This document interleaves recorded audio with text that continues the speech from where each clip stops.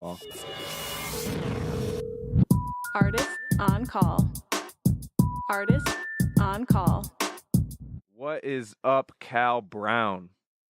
Not much, man. Thanks so much for having me on. No problem, man. I can't wait to hear your story and to introduce you to every listener on here. Where are you from?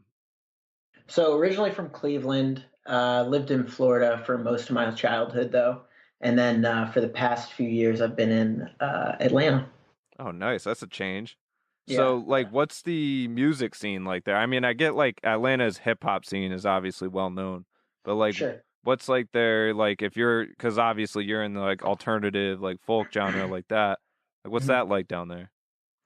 So it's kind of interesting. I always kind of sum it up as like it's as much of a blend of different musical styles as you could possibly imagine. Obviously, hip hop, R&B stuff is what they're really well known for. But when I first got down, I was kind of surprised at how much of like a punk scene there is here. There's a lot of metal bands and stuff like that that are based in and around Atlanta. And I mean, just through Georgia across the board, there's a pretty big like country and folk influence and like there's a lot of venues that geared towards that, like Eddie's Attic obviously is super well known. Things like that it really kind of contributes to a very very like variable and intricate sort of music scene where I feel like there's not really any one kind of music that I feel like you couldn't make a good run at pursuing here. Right. Now, being from Cleveland, does your involvement with music go back that far for when you were in Cleveland, or? Well, no, I mean, so like all my family's from Ohio, right? But I was like 6 or 7 when I left Ohio, so I wasn't exactly like going out to bars and playing when I was at that age. But but I definitely like. There's a lot of Ohio-based bands that I really love, or I've been back up there, and I don't really know what the music scene is like anymore. But I would say most of my influence is not really location based. Yeah, I was because like the only reason I bring that up is because my only experience in Cleveland was the Rock and Roll Hall of Fame. Like Yeah, that's the only part of. If you ask me anything else about Cleveland, I'd say the Brown Stadium and Rock and Roll Hall of Fame, and that's because yeah, they're right next that's to each about my memory of it as well. other. And I know I'm going to get shit for that, but that's honestly that's what I remember. So where would you say your commitment and your inspiration to music really started? Was it in Florida, or like, I know it's not location based, but like what time frame and like what happened in your life to kind of pull you into it? Sure. Well, so my dad is a songwriter and a guitar player, and me and my brother grew up. We took piano lessons, but before that, we were playing guitar. And pretty much since the time I was like 12, I was like pretty solidified that this was what I wanted to do. Like it was. I'm not going to say it was like a quick turnaround where I was like, cool, so this is my life now, and this is where I'm going. I have zero doubts and zero worries about it. But it was definitely like the one thing that I really wanted to do. And a large part of that is that my dad started me playing music very young. But my mom also used to play records in the house every day, like almost all day, just at different points and different artists that I never would have been exposed to otherwise. Like Paul Simon, who's one of my all-time favorites, was one of hers, and she put on his records like probably at least 2 or 3 times a week. And would you say like your focus was mainly on one instrument or one type of music over the other, or you just like music as a whole? Um, Always guitar. It was like from the very get go, it was guitar. I like I played bass quite a lot in high school, but that was always kind of the thing that I had my personal focus on. And as far as kind of music, when I was like in middle school, I was like middle school and like first half of high school, John Mayer was like my biggest artist. He was like, I mean, he's still a huge influence. I'm still a big fan, but like that was the guy that made me go, yeah, I think I want to be a guitarist. I want to do the singer songwriter thing. I could definitely Um, hear that in your music, yeah, like yeah. tone wise, like that raspiness you have. Like that's Mhm. definitely one of the names that came into my head for like a comp. But like, Oh, absolutely, and I mean, he's super talented. I mean, for sure. but yeah, I'm always hesitant with that. Like, luckily you said John Mayer, because like I've had certain scenarios like where not necessarily on here, but like in person, where I'm like, "Oh, you sound like so and so," and they're like, "Oh my God, I hate that person," and I'm like, Oh yeah, "Eh," no, I've had that happen a and couple I'm times. like, "Uh-oh." Nice Or just talking you to you. feel it's not even like you hate them so much as like that's not at all what I was going for. Right, right, How do you yeah. hear that? Yeah. So I rarely ever do that now, especially in person, because I'm like, yeah, I don't know. But like, luckily on here on this platform or anywhere else, like I at least can do the research ahead of time. Right, exactly. But like, so basically, like Paul Simon being a great influence, like, would you say like to this day he's still your greatest influence, or like would you say there's somebody Um, else that I don't. stands out? I wouldn't say he is. I don't. I used to try to always keep it ranked and be like, okay, I have this number one. I have like probably 4 or 5 artists. So like among them would be like Paul Simon, John Mayer, Amy Winehouse, Ray Charles. I listened to a ton of Ray Charles growing up, and you wouldn't hear my music and go, "Oh yeah, huge Ray Charles fan." But he was like the first artist who I feel like I had heard who could completely create an original and engrossing vibe with each one of his songs, and they weren't all the same, you know. But there's obviously so much soul there, and there's so much um, the instrumentation, the production, and the the energy of it is definitely like he was the first artist that I like went like this is someone who I want to study and not just listen to. Oh, absolutely. So yeah, I would say so for that. Ray Charles is probably as far as like as a student of music. Paul Simon is probably the first one who like really kind of grabbed me in as a songwriter. And then I was just a huge fan of the guitar work of John Mayer. And then Amy Winehouse is just such a phenomenally original and talented singer Oh yeah, and gone way too songwriter. soon. Yeah, Yeah. absolutely. And would you say like when you follow these people like obviously like Ray Charles, somebody like that, like are Mhm. you the type of musician that like for me personally, like I like reading the backstory, finding out who wrote what song, who produced that one, stuff like that. Is that do you go into that too, or are you more just like surface like, okay, he wrote this one, so I'm gonna pay attention to that. I don't really care who else is involved. Like what's your Uh, perspective on that? well, so for most of my life, no, yeah, I was very much like a surface level person. I just kind of like listened to a record and went like, cool, this person, he's responsible. There's no one else who I need to worry Right, which about. most young kids are. Like, as a young kid, you're like, yeah, there's no such thing as a ghostwriter. What are you talking about? Yeah, Exactly. As I've gotten older, though, I'm so much more aware. I feel like and intentional about how I research that kind of stuff and the people who I look up, and specifically writers who write their own stuff is like a huge thing for me now. Um, it might just be like some sort of insecurity based like pretension about music that it's like, oh, they didn't even write this. But I think more than that, it's just like, you know, it's a great way to discover other music that you really enjoy. Like Pino Palladino, who's played with John Mayer and a bunch of other incredible artists, um, is like someone who linked me onto a lot of other music who I kind of looked up from seeing like, okay, who's the bass player on this song and stuff like that. Obviously, songwriters are very important, but I feel like the multi instrumentalists have led me to more musicians that I enjoy than like looking up songwriting credits. well, I feel like it helps songwriting in general too. Like it improves yours as an artist too, not yours specifically, but in general, like mine too. Anybody, because you're comparing all these different styles. You know, like to be honest with you, the producer question and all that came up because I recently mentioned on the podcast that I checked out the documentary on Netflix called Quincy, and about Quincy Jones. Have you checked that out? Mm-hmm.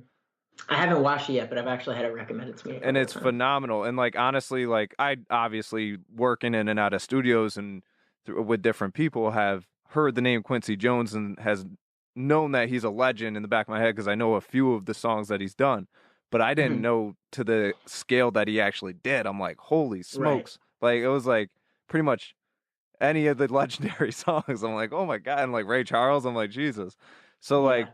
that's kind of where it comes from. But when you compare like him to like Motown, like Smokey Robinson, like those older styles to like some of the newer writers, you know, like you're mentioning like John Mayer, you know, people like that, like Dave Grohl with Foo Fighters, you know, Right. like these guys, like all this writing, like the one thing I like about being an artist, and like maybe you feel the same way, is like as an artist, you have the ability to combine different elements from all these people and make it your own, you know, and like Yeah. that's like such a powerful tool that nobody, like certain people don't really realize that you're doing that, because you know you're putting this big picture of somebody else, like yourself or your band, on it.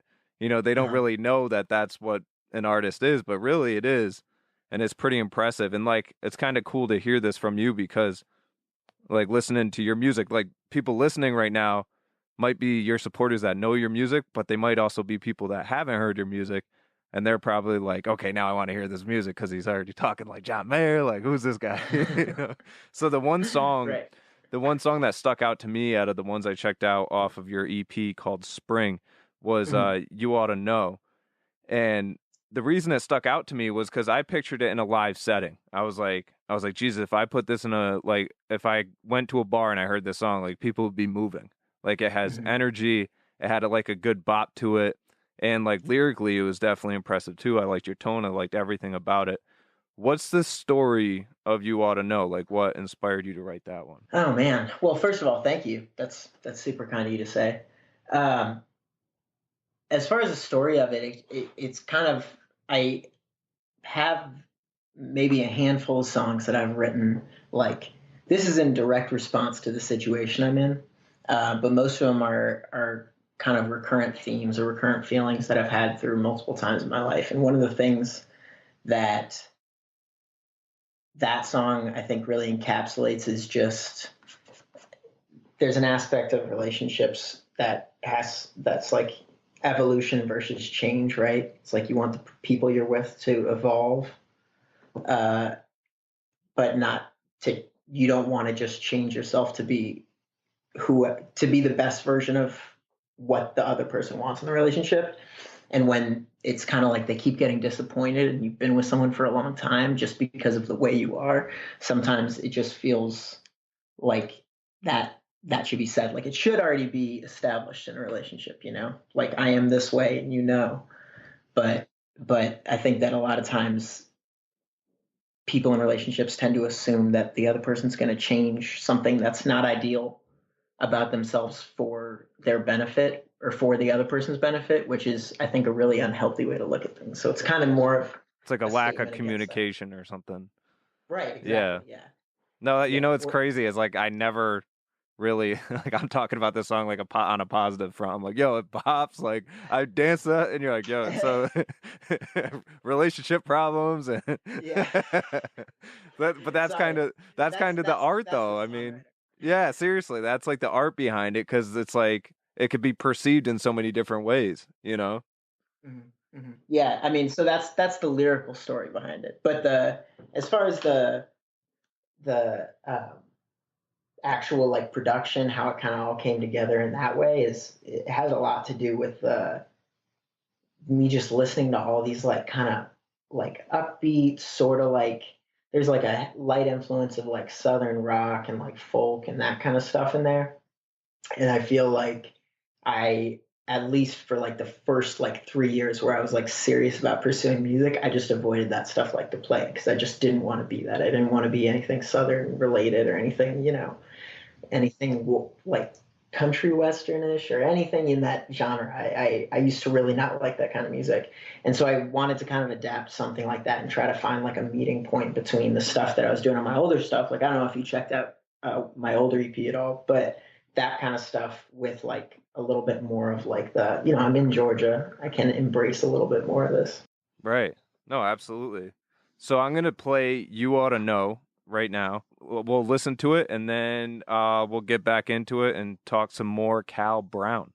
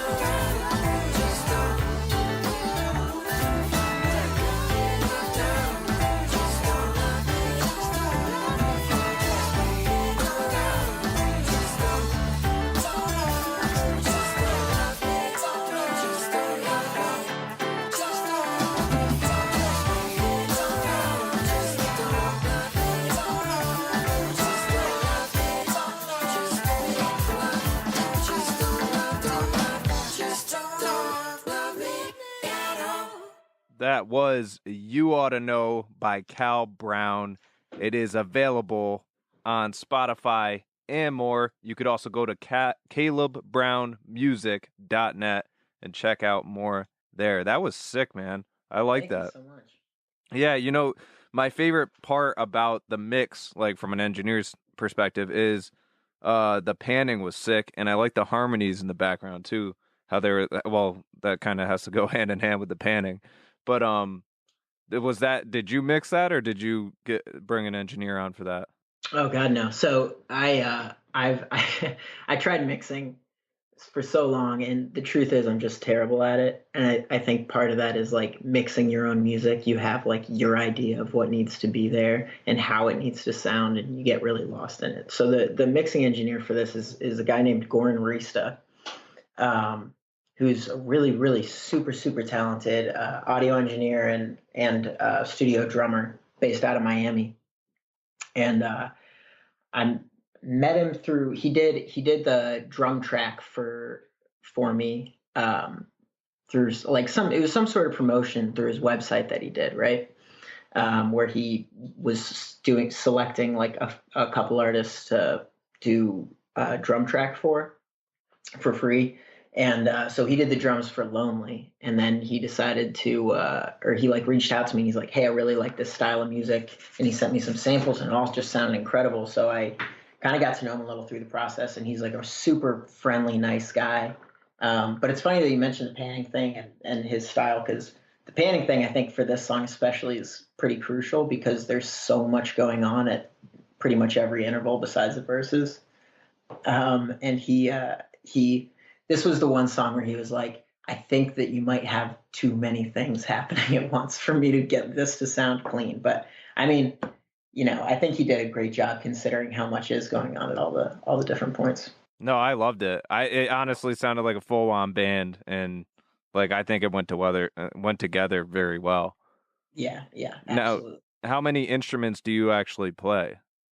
So I mean, like I said, I play bass, I play guitar. So I did almost all the production for that one. The only thing I didn't do was one of my good buddies, Denis Avey, who lives up in Chicago now. He's a really talented drummer, so he recorded the drums for me. And then my brother added some keys at different points, because my brother's a very, very talented producer and keys player. But everything else, and because I self-produced it and stuff, it kind of like that whole ending section with the layered harmonies and kind of where it just builds on that was kind of born out of me sitting with it and playing around with different things. So I think that's one of the benefits of, self-producing something like that. Well, and like with self-producing, would you say that you wrote the music for your brother to play and for the drummer to play, or you just kind of let them, be like have a shot at it and write their own kind of melody or whatever? I would say it's kind of a middle ground. I mean, there are definitely like lots and lots of iterations of both of those as they kind of go through. There's definitely some from my brother that like I just like didn't really like, and I kind of sat down there with him. So like all the chord progressions, all the developments and stuff like that are mine, and the arrangements and where the drummer cuts out and comes back in and things like that. But besides that, I'm just not quite talented enough to be like, okay, so you're playing, a minor third here. I wish you would do this differently, Modest. Yeah, man. The well, and I'm sure that like that was probably like a similar formula for the whole EP of Spring, right? Like kind of like just figuring it out as you're going, and like different people came on at different times. Yeah, absolutely. I mean, so those two guys, and then like I said, Gordon Risto were the only other people to play on it. And for the most part, I was really lucky enough to be able to keep it relatively in my wheelhouse as far as like what I wanted production wise. But yeah, I mean, it's definitely, there's an element of collaboration on that whole EP. Well, and like there's like a part of me lately that where I don't really want to come to an audience and say like, "Oh, hey, this person's really talented. This person's very," like I feel like now in 2020 there has to be a better way to explain that, because like now the word legend and genius is getting thrown out so loosely that like people that I would never even think to list in those, and not just me, but I know other people in general that feel the same way, that are like, oh, that person's a legend. That person, So I feel like when you say Sure. someone's talented now, you're like, oh, that could mean many things. But like the Hmm. thing is like I could sense with you, you are very modest, and I will tell you that based on what I hear and based on what I know about the genre, like you definitely have talent. So don't let that go unsaid. I mean, I'm Well, like thank you. I appreciate that. there's not too many times where I'm listening to music and like I'm actually like, oh my god, I want to go check that out live. Like I feel like that would be a great time, because for me as another musician, usually I'm like, okay, well they're gonna go perform live. That means I got to go record something and get on their level or something. You know what I mean? Like Right, it's more right. competitive rather than I want to attend. so No, I know exactly what you mean. so just know like that is definitely something to take. Now Thanks. you and your brother are collaborating on a project soon, aren't you? Or is that just what was Jack and the Other, right? Or is that something Yeah, that's been yeah. on?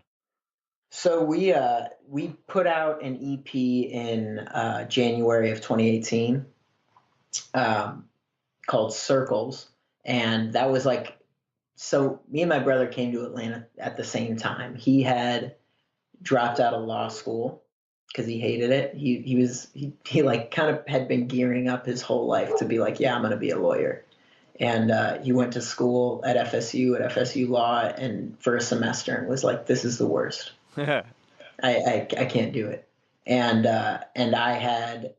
I did 2 years of college, and I still really just wanted to do music, and that's all I wanted to do. So I took a year, and I was out on the West Coast, and just through like phone calls and texts and emails, we both decided, all right, yeah, let's move to Atlanta. That seems like a good location. We've both been there enough to get like to understand the city and what it's like there, and both moved there at the same time. And then over the next like 3 or 4 years, we had just been like working on our solo music, but just kind of collaborating on this side project that was kind of in the backs of our minds. And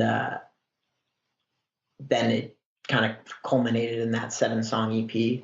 And we released it, and it didn't do like really anything online at all, like for the first like few months. And we decided to do a music video for one of the songs for Passing Through, which was our personal favorite. And I think one morning in like May, he like put it on Reddit, and it like blew up and got like 150,000 views in like a couple days. And so that was huge for us. Um, and so we've been getting like an actual like good bit of online traction on that project over the past few months, and we've been working on a lot of new songs, as well as like putting a ton of time into our live band for Jack and the Other. So that's kind of been what my most recent focus has been on. Well, yeah, I mean, you got to put more eggs in that basket, I guess, huh? Like, Exactly. Yeah. if Yeah. that's what's working Exactly. out. That's crazy. Yeah, it's Yeah. such a freak thing. Like, I mean, I guess it's all by formulas and like algorithms now, anyways. But like, Reddit is definitely one of those platforms that people forget about, to promote on.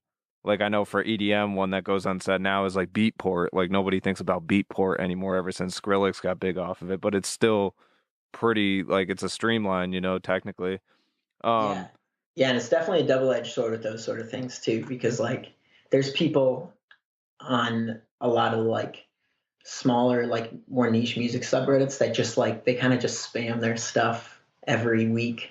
Hey, check out this, and hey, like it's all just a big ad, and there's a lot of like, it feels disingenuous at a certain point, and you don't want to check out their stuff. So you really have to find the right balance between being like, hey, I'm a musician, but also I'm like a human being.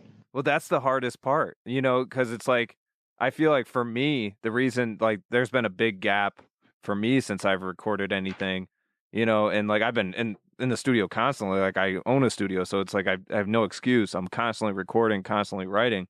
But like Right. I don't release anything now because of that demand. And it's not like I'm using Mhm. it as an excuse, but it's almost like intimidating at times because I'm like, okay, I'm ready to release something, and then you're like, wait, nope, time passed, can't release that now.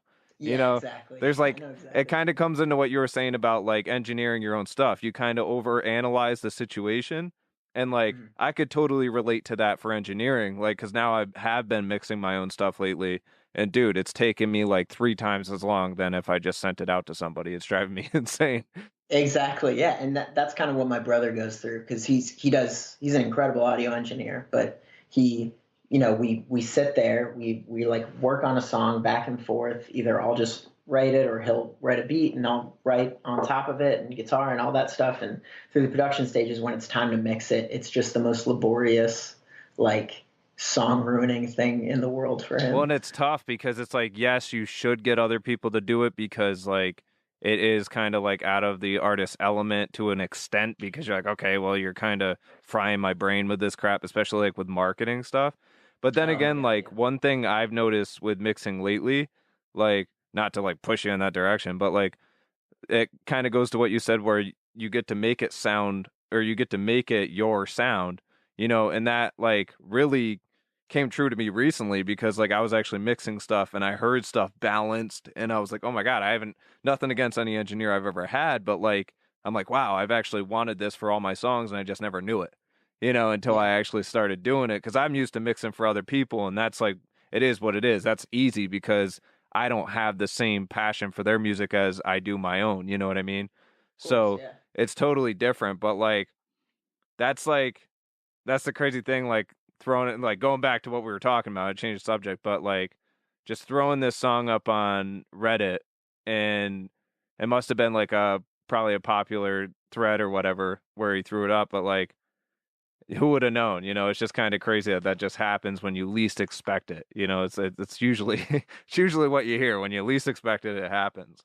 Exactly. Yeah. No, I mean, it was kind of like the very end of our, like, okay, this is like our last like little marketing push, because both of us hate that kind of stuff. Oh yeah, I'm with you on that. I mean, like every artist, it's just it's the nature of the beast though. And so like we had made this music video. It was like our last thing for promoting the music video, and he put it on our like videos one morning, and then he like fell asleep after he put it up, and then by the time I like had asked him about it later in the day, he's like, oh yeah, no, it blew up, like it's doing great. And so we've actually had really steady streams from that at just that one event. We like the song that it's about passing through just passed like 300,000 streams the other day, like a week ago. And it's not even like because like it caught on to certain people. It's like, no, because it's good music, and good thing for that, because there's a lot of crappy music out there now.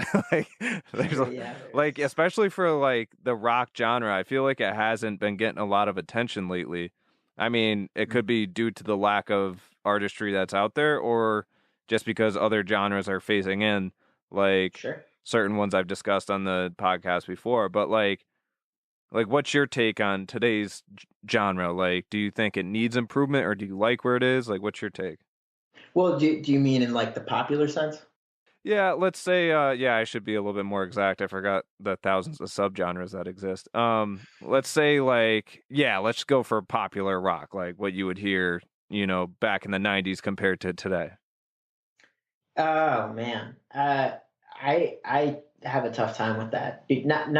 Not in like I have a tough time with what's being put out, but like it really does just seem like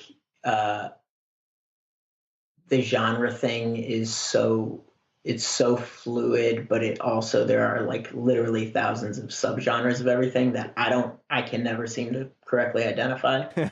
The whole thing seems overly complicated and also a little bit limiting. Like that there aren't more like genre fluid artists. And when I say genre fluid, I don't mean like, oh, they did a song with this person and they did a song with this person. I just mean like, I feel like rock is a good enough thing, or like singer-songwriter is a good enough thing. Or I'm 100% with you. Like, how do you think I feel when I DJ? Like, I totally get that. Like, I really do. Like, it's just, I don't even know how to pronounce some of the genres nowadays. I'm like, how does anybody call themselves in that? It's crazy. Yeah. So, I mean, I think rock is getting less popular.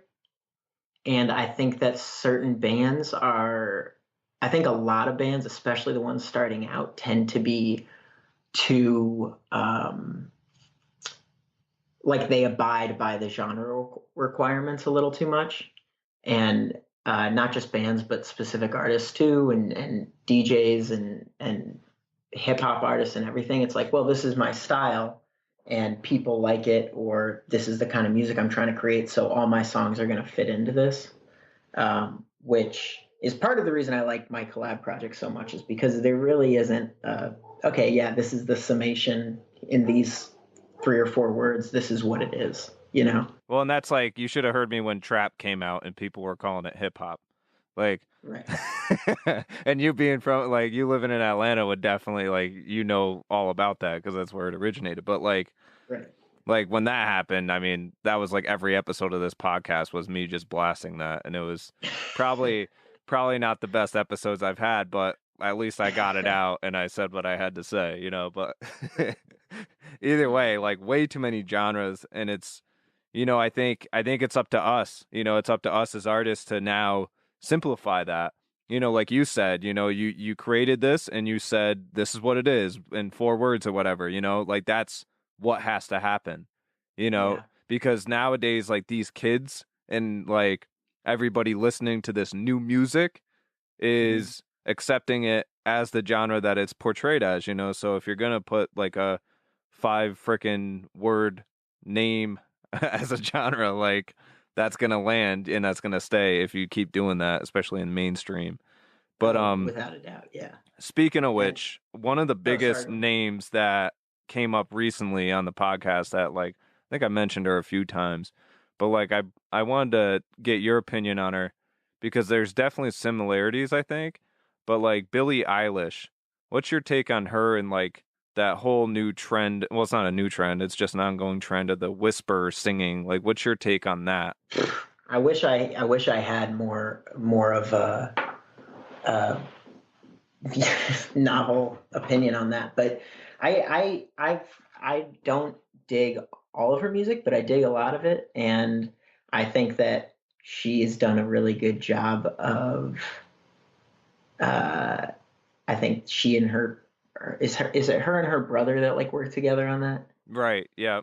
Yeah, I think they've done a good job of kind of like filling out exactly what they're going for. I do think that Billie Eilish might get a little more credit from like a lot of music writers for like defining what it is that she does in not insofar as that she's not doing it well, because she is, but just that idea that Like this the is her thing. authenticity of that style. Right. Yeah. Sorry. Yeah, no, I get it. Because that was actually one. one thing I was going to say. Like, a lot of people, because I probably brought her up too many times so far on the podcast, but there's different things about her style that interest me and make me want to talk to today's musicians about it, because I mean, look at how many Grammys she just won, you know, and like, she's like killing it on the charts right now. So we got to talk about people like that, unfortunately. But like that whisper singing, I mean, that's been around for a long time. It's Right. just, it hasn't really been on top of the charts in a long time. I mean, like Lana Del Rey was doing it way before Billie Eilish, you know, and like even before Lana Del Rey, there was artists, you know, so it's like, it's kind of crazy to call Billie Eilish, you know, the original, you know, whisper singer, but I wasn't sure how familiar you were with her, but when I first heard your voice, I was trying to like compare it to somebody today besides John Mayer. I was like somebody current, and I'm like, oh, okay, well, like a female perspective, I guess I could see some comparisons to Billie Eilish's voice, based on like the raspiness. Yeah, you're like, ah, damn, there's that comp, man. Like, there's that one I didn't want to hear. No, not at all. I'll take it as a compliment entirely. So I noticed that you've actually opened up for a lot of acts on the road. What has been your favorite act that you've opened up for so far? You know, I got to open up for this incredible soul jazz trio called Delvon Lamar Organ Trio. Not sure if you've heard of them, but they're just phenomenal. They're a big deal in like that sort of small ensemble jazz community. Where are they based out of? I think it might be Seattle. Might be. I know the original guys from Alabama. But they're just like insanely tight, insanely talented. It was like, so back when I opened up for them, yeah, Seattle. Sorry, I was looking it up while I was talking. Um, uh, Back when I opened up for them, I was playing with this band that I called the Cal Brown Quartet. It was a bassist who was really talented, Neil Myson, and at the time my drummer Matt and my brother on keys. And it was like a pretty good set, and it was at Eddie's Attic, which is like one of my favorite places to play. And then I remember watching them and going, I want to do that. Not what they're doing, but they played so perfectly tight and so aware of each other and the rhythm and everything that it made me kind of like take a step back from my band and try to like reevaluate exactly what my goals were in the context of a band, because that was the first band I'd ever put together that was like based around me. And so that whole experience of opening up for them, seeing them live, and it was a sold out show, and just being able to like make some really important realizations about what my goals are as far as having a band. That was probably my favorite show. But the other one, I played a show opening up for the Coronas, which are the super popular Irish band. Oh, absolutely. And that was just great because those were really, really fantastically nice guys. And it was just me on guitar. That wasn't with a band. That was just like a singer-songwriter opening. And which kind of surprised me because they're without a doubt very much a band. People don't realize how intimidating it is to like step on like when you're opening for somebody like that, you know?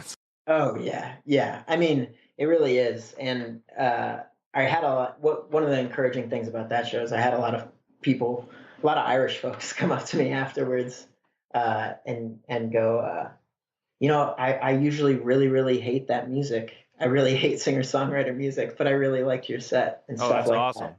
So that was super encouraging. But also, it's just a blast. It was at the Masquerade here in Atlanta, and it was just a really fun, like smooth and enjoyable show with like enjoyable people in the audience. So have you been like around the whole country playing, or like are you more specifically on the East Coast?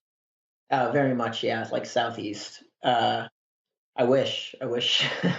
I mean, you get every now and then you get those opportunities where it's like, hey, there's this big festival out in California, and we'll pay you this much to perform, but we're not going to pay for your travel expenses, or we'll put you up in this. But the logistics of all that stuff never quite work out for me. I think furthest north I've been is New York, and that's about.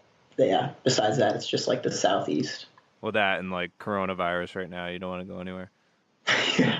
Yeah, it's keeping me very, very much in my house. Like, I think it's a good writing time for me. Seriously, like I'm a germ freak and I still have to go out, so it's like driving me insane.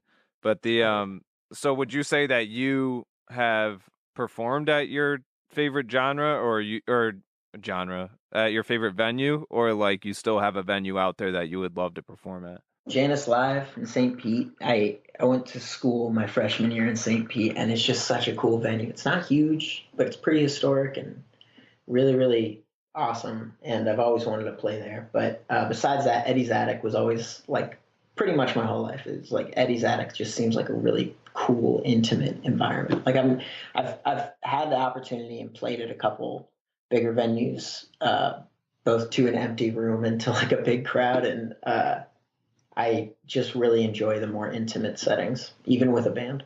See, and I'm envious of that because, like, being in EDM and hip hop, like, my options are very narrow. Like, Sure. I can't really, like, I went to the Corn Palace out in South Dakota. Like, I don't know if you ever heard of that one, but it's like literally made by corn, like the whole structure it looks like. But like by corn? Yeah, like corn, like that you grow corn. Yeah, like the actual corn stalks are like all over.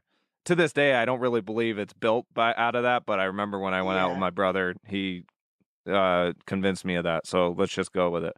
But either way, it's called the Corn Palace. It's like a legendary venue, and Like that one was cool. Like I don't know how the acoustics were inside or anything. I didn't get to test those out, but either way, it's tough for me to ever say like, oh, this is my dream venue or that one. But that's why that's why I asked that to you, because like you actually have that opportunity to, test the acoustics there with a band and stuff. I mean, technically hip hop acts could. Now you got me thinking. I'm like, damn, do I need a band? But but like either way, because like up by me up here, we have like Toad's Place, and we have like other venues that are pretty well known. So it's definitely something to, I'm taking notes now. Find a band. But yeah, no, that's sick, dude. And like honestly, based on like what I heard, like that was the first time I listened to You Ought to Know all the way through. But I went through the whole EP and I listened piece by piece to wait until like a certain song stuck out to me, and that was the one. But every song had its own element that like I definitely dug, which was one of the reasons why I pulled you on this segment. So like thanks for coming on. Like Oh, absolutely. Thank and you so like much for having me. no problem. And like what do you have coming up? Like what's planned for, you have any shows coming up or any releases coming out soon? So as far as my solo stuff, it's been mostly just kind of writing and doing some new recordings. So hopefully putting some stuff out before the end of the year. Some of it's further along than others, but yeah. So some new releases. The live stuff actually has been pretty much my whole focus has been the Jack and the Other live stuff. So we'll be putting out some new music and playing some shows like very, very soon in the next few months. I don't blame you, man. Let everybody hear it, and make sure that if you're up the New England way at all, New York, Mass, Connecticut, hit me up. We'll definitely link up. And Absolutely, otherwise, man. yeah, best of luck to you, and definitely keep in touch. Yeah. Thank you so much, man. You too.